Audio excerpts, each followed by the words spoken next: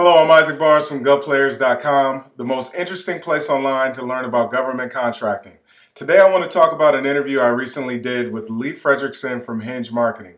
Lee recently wrote Spiraling Up, which is a book about how high growth firms differentiate themselves from the rest and how they become high growth firms in the first place.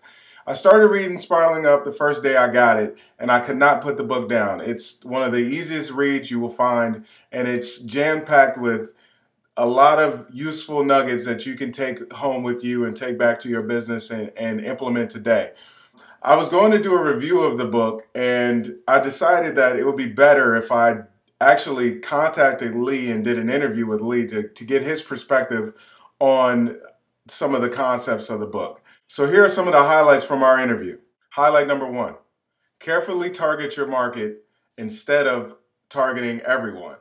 When I spoke to Lee, he said that the key thing that high growth firms did early on and later on is they focused on a specific niche within their market instead of trying to target everyone and do everything for everyone. He said they knew exactly who their customer was, and by knowing that allowed them to target their message directly to those individuals and figure out how to solve problems for one segment of the market instead of focusing on everyone else. Highlight number 2, focus on partnering opportunities. And I've said this in other videos and other interviews that teaming is very important. One of the things that Lee found was that successful firms do this a lot more than average and non-successful firms, and this is one of their keys to their success. So you want to focus on teaming with people that target your niche but aren't directly competition to you. Highlight number 3, use outside firms to help target your marketing message at a specific niche.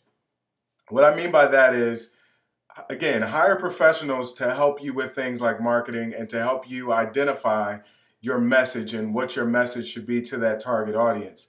Because unless you have somebody on staff, it could be very, very difficult to get it right the first time. So it will behoove you to take that time to hire a professional and use those resources, that capital that you have, and hire professionals to do that for you. Highlight number 4, focus on strategy and everything else will follow. Lee said the key thing outside of everything else that high growth firms did was they had a strategy from day one and they followed that strategy throughout the life of their business.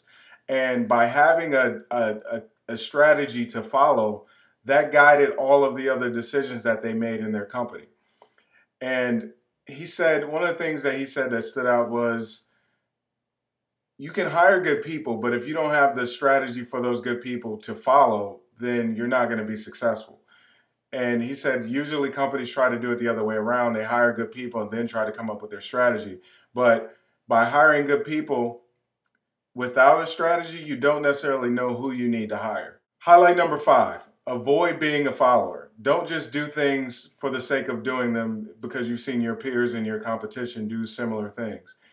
Make sure every action that you take is going along with your strategy. Running a business is similar to chess.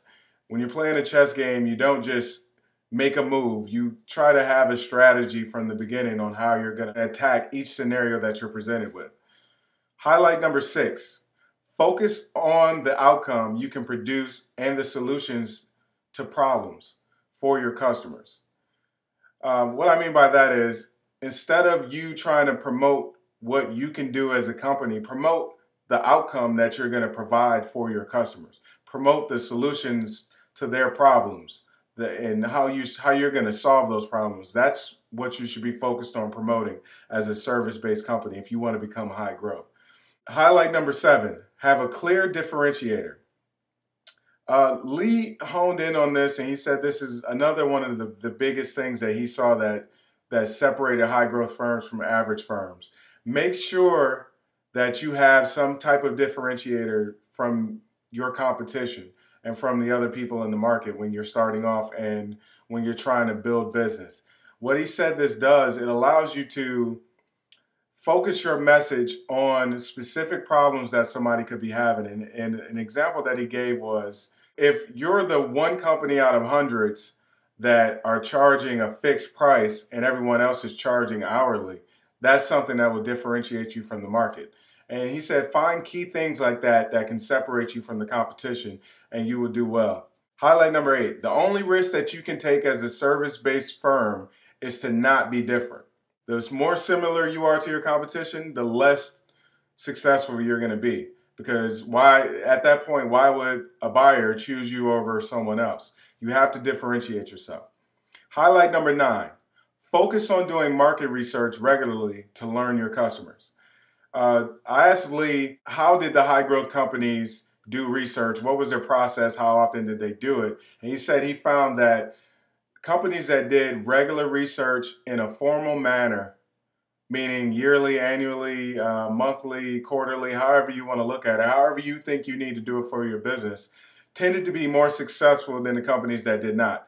They were able to predict the outcome of their customers, predict future problems their customers may have, and present solutions to these customers early on before the competition was even aware of the problem. Highlight number 10, buyers want problem solvers. The main thing that buyers are looking for is someone that can solve their problems and someone that can promote how they're going to solve their problems well. These are the things that buyers are looking for, amongst other things. Another thing that he said was buyers are looking for individuals that don't have an ego, that aren't cocky, that are easy to work with, and that are just genuinely good people. Those are typically the people that buyers lean towards when they're looking for services.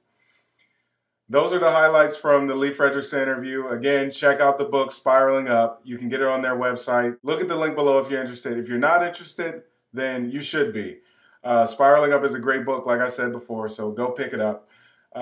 This is Isaac Barnes from GovPlayers.com, the most interesting place online to learn about government contracting. Thank you for watching, and I'll see you next time.